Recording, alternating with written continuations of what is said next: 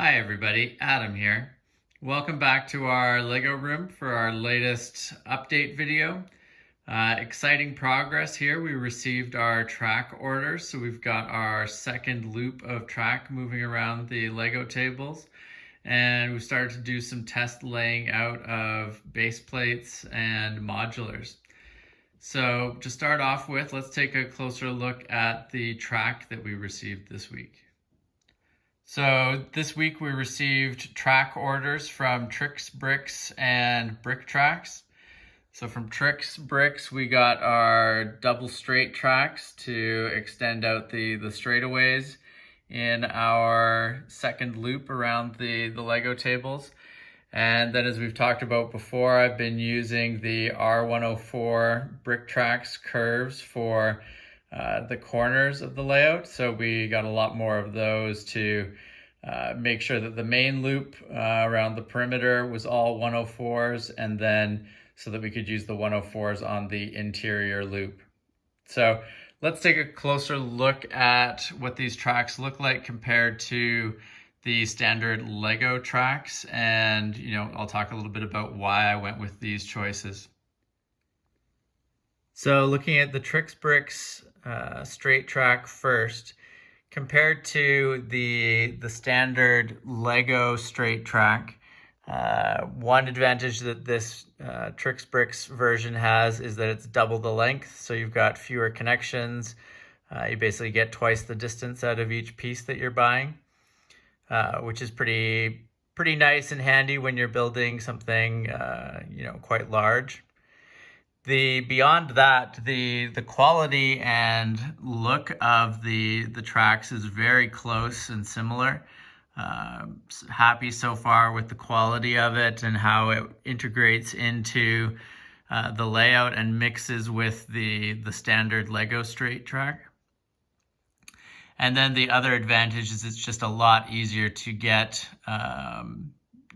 get large quantities of this Trix Bricks straight track. I bought packages of 10 tracks, so that's basically one package gets you the equivalent of 20 of the standard Lego straight track pieces, which would be fairly hard to come by from sets. And the track packs, you're not getting very much of that track, so you'd have to go on to Bricklink and try to scrounge up there. So I just found this to be an easier way to acquire it, and the quality is just as good. And you can tell from the look, unless you got really close to look for the Lego logo, you wouldn't know that these were necessarily from different companies. So very happy with how that looks and integrates into our layout. Next up, we have the Bricktrax R104 curves. So in previous videos of our layout here, you've seen this track hooked up into the main line. Looking at it here, though, I think you get a good image of how it compares to the standard Lego curve. So this smaller one on the interior is the standard Lego one. And again, from a pure visual perspective, you can't really tell the difference between these two tracks. You wouldn't know that they were necessarily made by different companies. But you can see with the Lego curve just how sharp that curve is. It's quite, it doesn't cover a lot of ground for the curve and is quite abrupt.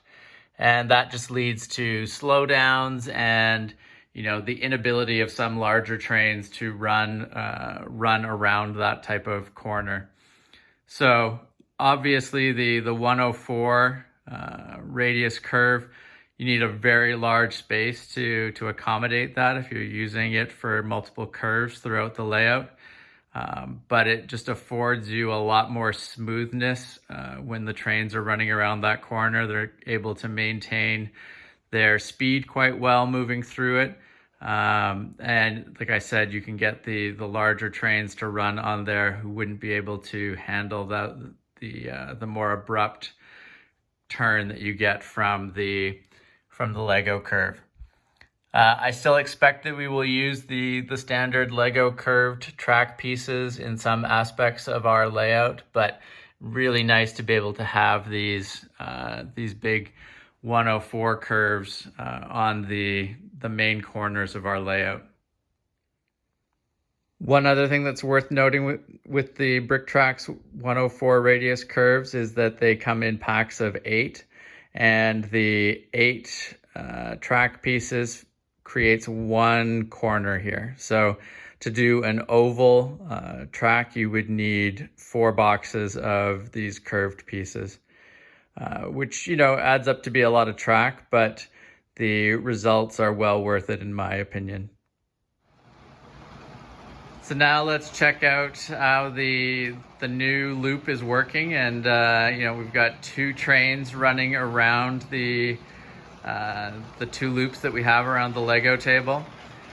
For this first test run, I've chosen to do the interior loop as an oval rather than extending out around the extra corner that we've got on the table. I'm probably going to try it both ways, and then I'll see sort of which one I like more and how that works with the layout that we are considering for buildings and for the train yard and the other aspects of the city that we're trying to achieve. But, you know, really happy so far with the look of things. Obviously, it's great the more trains you can get running around a space.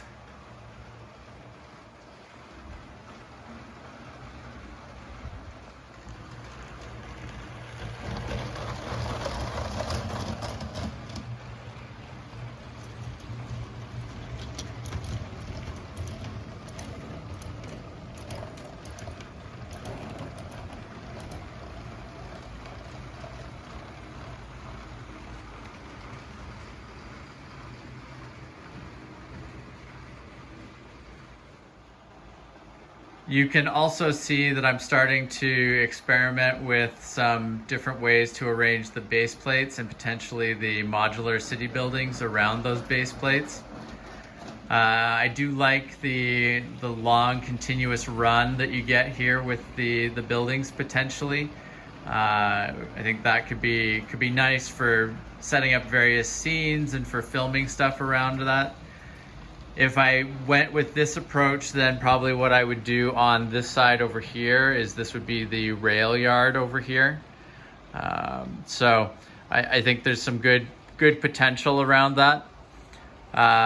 But you know, one of the disadvantages is that with the city buildings on this side of the table, to really sort of access them and to get some good pictures and video around it, I would be coming into the interior pathway of the tables, which isn't a huge deal but does require some effort. So some things to think about there.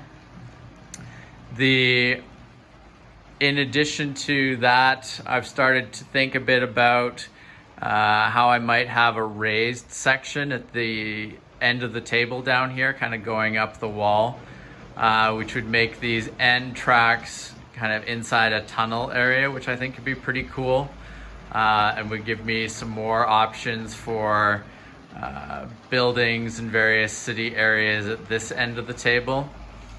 So continuing to sort of bounce ideas around there, and you know, that'll all get factored into the planning layouts that I'm going to be doing and continuing to do on paper as I kind of plot out where I'm going to go here.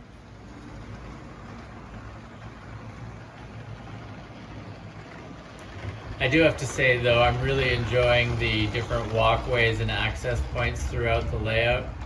I think they're going to give us a lot of cool ways to not only work on the city, but also to film it and you know, take pictures of all the trains and buildings in various cool and interesting ways. And they're all relatively easy to get to and to access as well. So, you know, really happy with the ease of, you know, ease with how you can move from one area to the next.